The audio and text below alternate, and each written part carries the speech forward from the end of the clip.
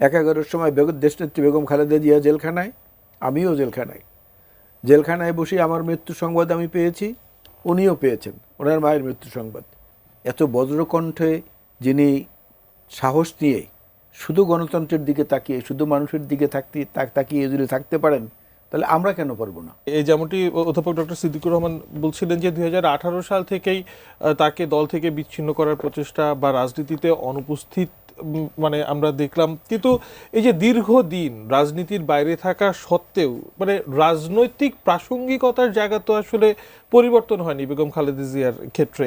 মানে টিকে থাকার কারণটা কি? দলের ভিতরে আপনারা যারা এই সময়টাতে ছিলেন, কি আপনাদেরকে অনুপ্রেরণা জুগিয়েছে? দেখুন, আমাদেরকে সবচেয়ে বেশি যেটা অনুপ্রেরণা জুগিয়েছে সেটা হচ্ছে যে আমরা দেখলাম যে আমরা যে যতটা অত্যাচারিত হয়েছি বা যে যতটা নির্মমতার শিকার হয়েছি, সেটা জিয়া পরিবারের নির্মমতার তুলনায় কিছুই না। শুধু বেগম খালেদা জিয়া না, গোটা জিয়া পরিবার।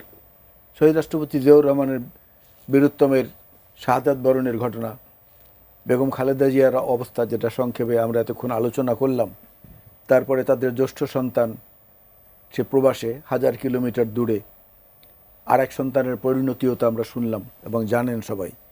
এরপরেও এত বজ্রকণ্ঠে যিনি সাহস নিয়ে শুধু গণতন্ত্রের দিকে তাকিয়ে, শুধু মানুষের দিকে তাকিয়ে যদি থাকতে পারেন, তাহলে আমরা কেন পারবো না?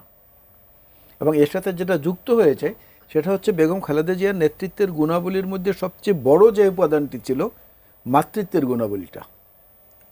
এটা কি কারণে এত প্রগাঢ় ছিল, এত দৃঢ় ছিল, আমার মানে আমরা বলতে গেলে আসলে আমাদের অনেক কষ্ট হয়। প্রতিটা বিষয়ে আমার ছেলের একটা দুর্ঘটনা ঘটেছিল, আমার ছেলের একদিন পর পর ফোন করে জানতেন, আলাল কী অবস্থা, কিছু লাগবে, আমি কিছু টাকা পাঠাবো, আমি এটা করব ওটা করব, অমুক ডাক্তারকে আমি বলেছি, অমুক ডাক্তারকে বলেছি, আমি নামাজের পরেও দোয়া করছি, তুমি একটু চিন্তা করবো না, তুমি মন খারাপ করবো না। তো সেই ক্ষেত্রে আমার মতো লোক জীবনে আর কোনো দিকে ফিরে তাকানোর সুযোগ থাকে, দেয় কেউ? কারণ আমার নিজের মাকেও হারিয়েছি। একাগারের সময় দেশনেত্রী বেগম খালেদা জিয়া জেলখানায়, আমিও জেলখানায়। জেলখানায় বসে আমার মৃত্যু সংবাদ আমি পেয়েছি, উনিও পেয়েছেন, ওনার মায়ের মৃত্যু সংবাদ। 2008-এর নির্বাচনের আগে আমাকে বললেন যে না, তোমাকে নির্বাচন করতে হবে। আমি বললাম যে আমি নির্বাচন করব না, আমি বিধ্বস্ত মানসিকভাবে, শারীরিকভাবে, আর্থিকভাবে। বললো তোমার মা মারা গেছে। আলাল, আমারও তো মা মারা গেছে, তা আমি যদি নির্বাচন করতে পারি তুমি কেন করবে না?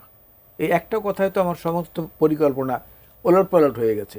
এই যে ওনার আচরণ এবং খুব খুব অল্পতে নিজের কাছে টেনে নেওয়া নিজেকে, এই গুণটা ছিল একটা অনন্য গুণ।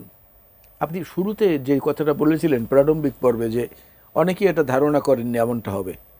আমাদের মধ্যে তো ওই যে জুলাই যোদ্ধাদের ব্যাপারেও একটা ধারণা ছিল যে এরা ফেসবুকের মধ্যেই থাকে, এরা ওইটার মধ্যেই সব কিছু খোঁজে, কাল্পনিক, এদেরকে দিয়ে কিছু হবে না, এরা বই ছাড়া কিছু বোঝে না, ফোন ছাড়া কিছু বোঝে না, টেকনোলজি ছাড়া কিছু বোঝে না। তারা তো দেখিয়ে দিয়েছে। বেগম খালেদা জিয়াও এরকম গৃহবধূ থেকে সুখী পরিবারের কন্যা হিসাবে, আরও সুখী পরিবারের পুত্রবধূ হিসাবে থেকেও রাজপথ, টিয়ার গ্যাস, লাঠি, জেল, জুলুম, পারিবারিক বিচ্ছিন্নতা সব কিছুর মধ্য দিয়ে রাষ্ট্রশক্তি ধাপে ধাপে এক এক সময় এক এক শাসকের অধীনে রাষ্ট্রশক্তি তাকে অপশ্রিয় করার চেষ্টা করেছে, অপশ্রিয়মান করার চেষ্টা করেছে। দের কোনো প্রয়োজনই নাই। যত চেষ্টা করেছে অত তার অবস্থান দৃঢ় হয়েছে। সেটা মানুষের ভালোবাসার কারণে এবং ওনার কিছু নিজস্ব গুণাবলীর কারণে। এবং